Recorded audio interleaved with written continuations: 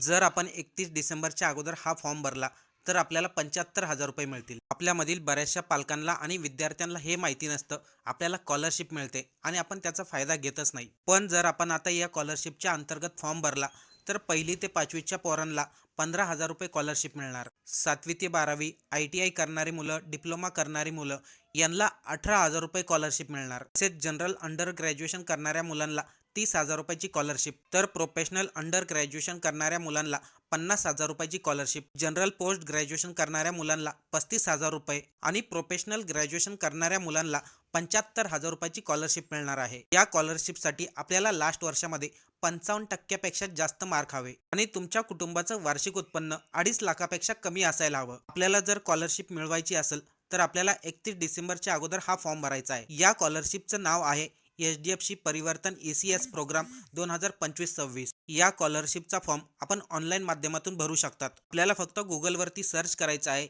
HDFC परिवर्तन ECS programme 2025-26 scholarship. त्यानंतर आपल्याला तिथं अप्लाय करण्यासाठी लिंक येईल. आपण ज्या वर्गामध्ये शिकतात त्याप्रमाणे तिथे अप्लाय करू शकतात आणि हा व्हिडिओ त्या मुलांना पाठवा ज्यांना खरोखरच स्कॉलरशिपची गरज आहे.